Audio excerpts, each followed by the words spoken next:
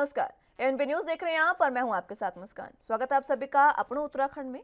तो उत्तराखंड की तमाम अहम खबरों का रुख करते हैं विस्तार के साथ। मुख्यमंत्री पुष्कर सिंह धामी ने ई ऑफिस प्रणाली को और मजबूत किए जाने पर बल देते हुए शुक्रवार को सचिवालय में मुख्यमंत्री संदर्भों और पत्रों का ऑनलाइन पोर्टल के माध्यम से पंजीकरण और समयबद्ध निष्पादन प्रणाली का शुभारंभ किया।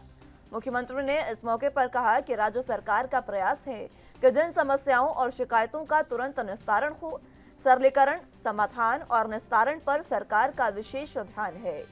मुख्यमंत्री ने कहा कि प्रक्रियाओं के सरलीकरण के लिए विभागों ने अभी तक क्या-क्या कार्रवाई की है, इसकी जल्द समीक्षा की जाएगी। उत्तराखंड के समग्र विकास के लिए विभाग आगामी 10 सालों के लिए क्या रोड मैप बना रहे हैं, इसकी भी जल्द समीक्षा की जाएगी।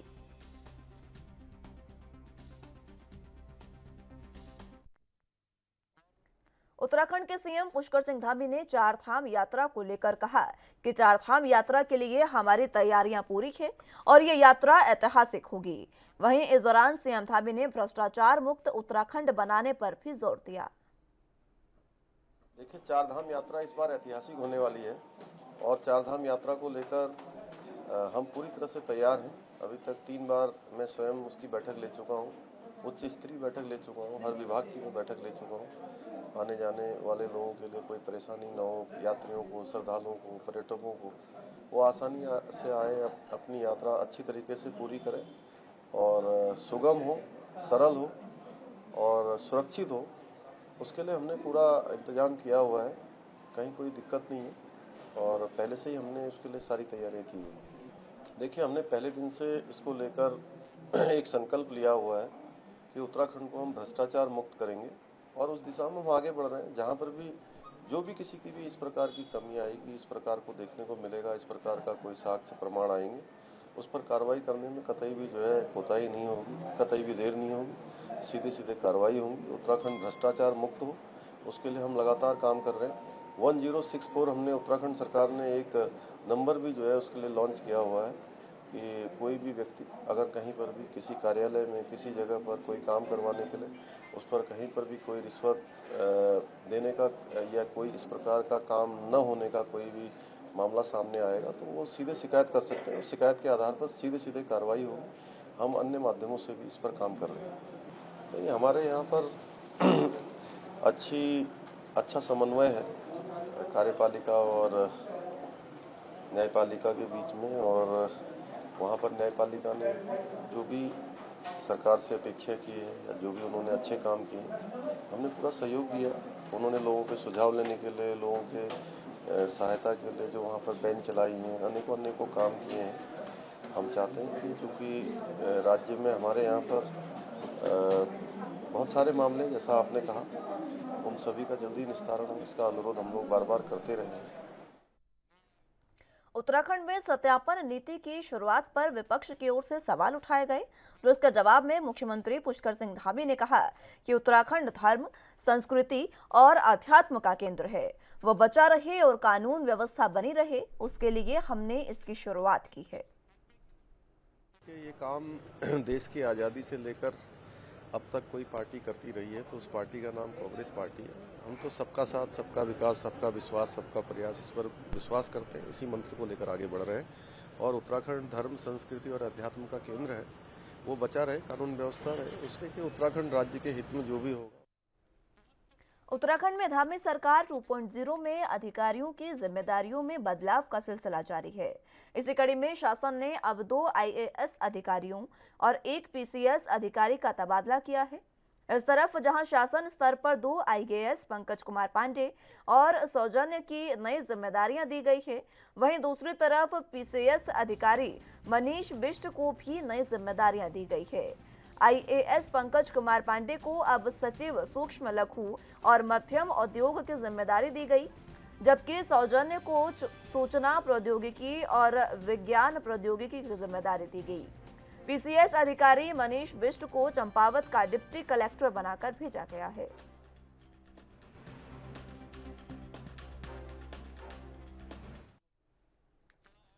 कैबिनेट मंत्री सतपाल महाराज ने सचिवालय वीरचंद्र सिंह गढ़वाली सभागार में लोक निर्माण विभाग की समीक्षा बैठक की।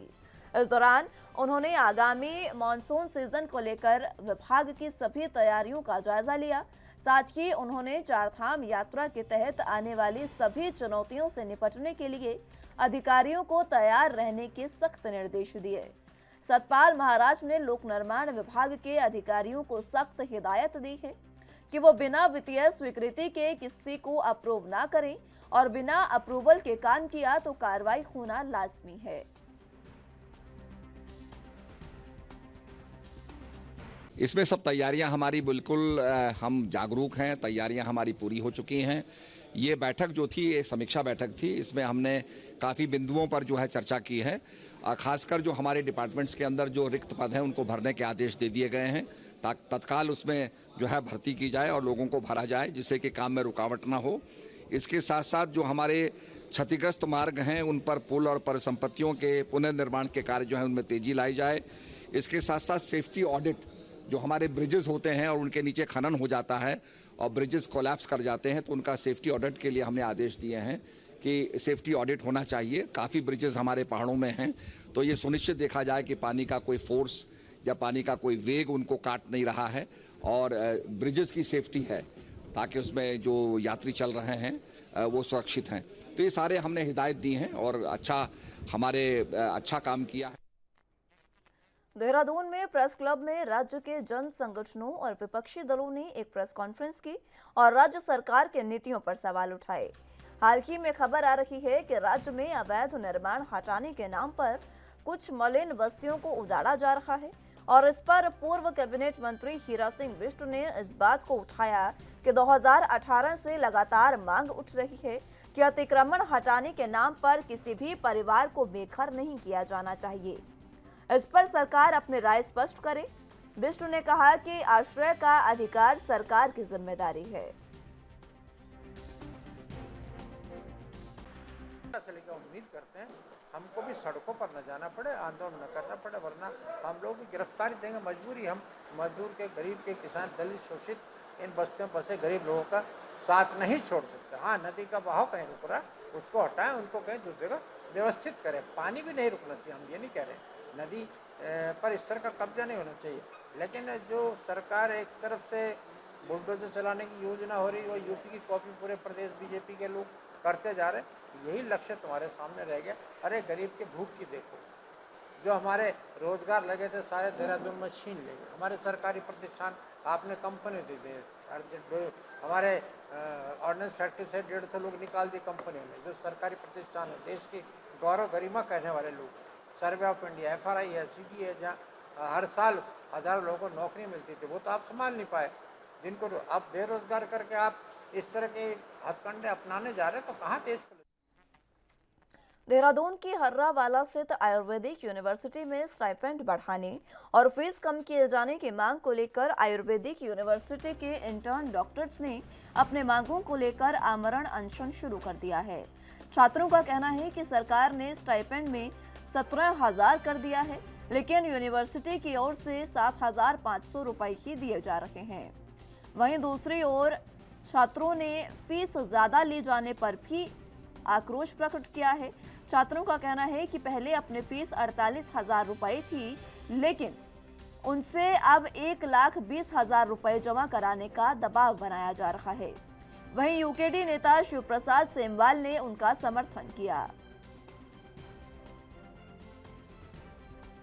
मेरा नाम है डॉक्टर ऐश्वर्य श्रीवास्तव। मैं इंटर्न हूँ यहाँ उत्तराखंड आयुर्वेद यूनिवर्सिटी में और हम लोग 5 दिन से यहाँ पर धरने पे बैठे हुए हैं। परसों रात से हम लोग का अनशन शुरू हो गया था। हमने जिला प्रशासन को अवगत करा दिया था इस बात से, लेकिन अभी तक हमें कोई मेडिकल सपोर्ट नहीं मिला है। हम लोगों की मांग सिर्फ इतनी सी थी कि जैसे जिस प्रकार पिछले वर्षों में एलोपैथ और आयुर्वेद का स्टाइपेंड बराबर चल रहा था, लेकिन गत वर्ष इन्होंने जो एलोपैथ का स्टाइपेंड है वो 7,500 से बढ़ाकर 17,000 कर दिया है और हम लोगों के लिए अभी तक 7,500 ही है स्टाइपेंड। इसमें कोई भी वृद्धि नहीं हुई है। ना सरकार इस बारे में सोच रही है, ना शासन है कि पहले तो सबसे पहले स्टाइपेंड की बात है कि 17,000 का जब ऑर्डर निकल चुका है गवर्नमेंट की तरफ से, तो यहाँ पे हमें क्यों नहीं मिल रही है। ऊपर से जो हमारे सीनियर इंटर्न्स हैं वो 6 महीने से लगातार काम कर रहे हैं और अभी तक कोई उनसे स्टाइपेंड की बात तक नहीं करी है। जो एक मजदूर होता है उसको भी डेली की दिहाड़ी मिलती है, उससे भी ज़्यादा कई गुजरी हालत इन लोगों ने हमारी बना रखी है, जबकि हम 4 साल का प्रोफेशनल कोर्स पढ़ के उसके बाद इंटर्नशिप कर रहे हैं। तो हमारी मांग बस यही है कि जो 7,500 इन लोगों ने हमें रिटर्न में दे रखा है स्टाइपेंड, वो बढ़ा के 17,000 कर दे। दूसरी मांग ये है कि अभी 48,000 इन्होंने हमारी फ़ीस का ऑर्डर निकाला था दिसंबर में, 100% बच्चों ने फ़ीस जमा कर दी। उसके बाद में 4 महीने बाद इनको याद आता है कि नहीं, फ़ीस जो है वो तुम लोग के लिए नहीं कटाई गई थी, और फिर से हमारी फ़ीस बढ़ा के 1,20,000 कर दी गई। छात्रों से मिलकर के हमने उनकी समस्याएं सुनी। उनकी दो तरीके की समस्याएं हैं, एक स्टाइपेंड को लेकर के और एक फ़ीस को लेकर के। जहाँ तक फ़ीस की बात है और स्टाइपेंड की बात है, इन दोनों मुद्दों को लेकर के मैं शासन में जो आयुष सचिव हैं डॉक्टर पंकज कुमार पांडे, उनसे मैंने आज मुलाकात की थी और मैंने उनसे अनुरोध किया था कि इनकी दोनों मांगों पर विचार किया जाए, क्योंकि दोनों मांगें बड़ी जायज़ हैं। इसको लेकर के पंकज कुमार पांडे जी ने स्टाइपेंड को लेकर के तुरंत तत्काल अपनी सहमति जताई और उन्होंने कहा कि उनको भी MBBS स्टूडेंट की तरह से स्टाइपेंड दिया जाएगा 17,000 रुपये।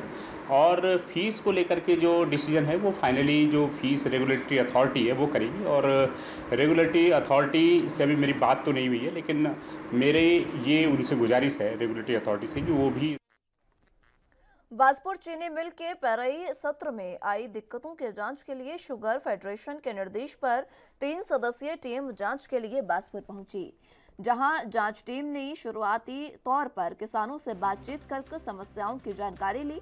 आपको बता दें कि तकनीकी समस्याओं के चलते चीनी मिल का पेराई सत्र सही तरीके से नहीं चल पाया है, जिससे चीनी मिल को काफी नुकसान का सामना करना पड़ा। जांच टीम के अध्यक्ष विवेक प्रकाश ने जल्द समस्याओं के समाधान का आश्वासन दिया।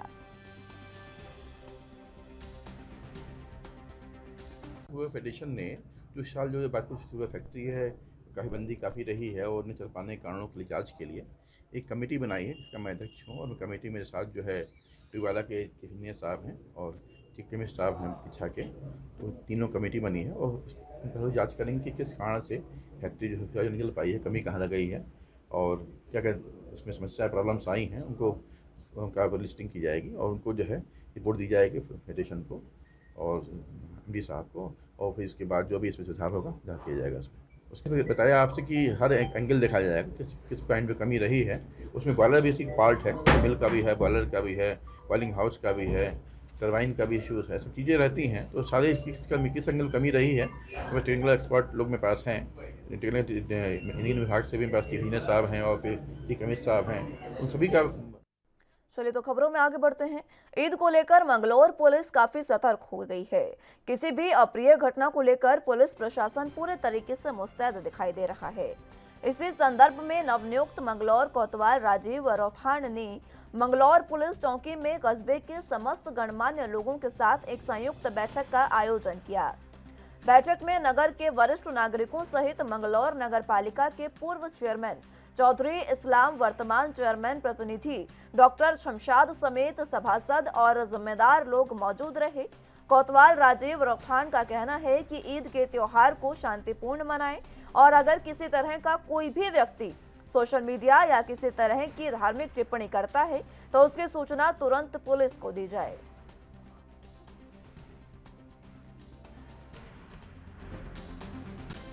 बच्चा जो है कस्बा चौकी लंडौर बाजार में ये जो आगामी ईद को लेकर बैठक ली गई थी, इसके संबंध में मौजूद व्यक्तियों सम्मान व्यक्तियों उसको बुला के वार्ता की गई थी।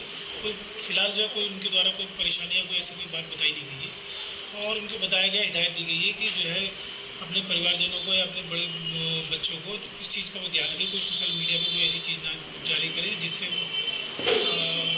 आपसी जो है बुलेटिन में फिलहाल वक्त एक छोटे से ब्रेक का है, फौरन हाजिर होंगे।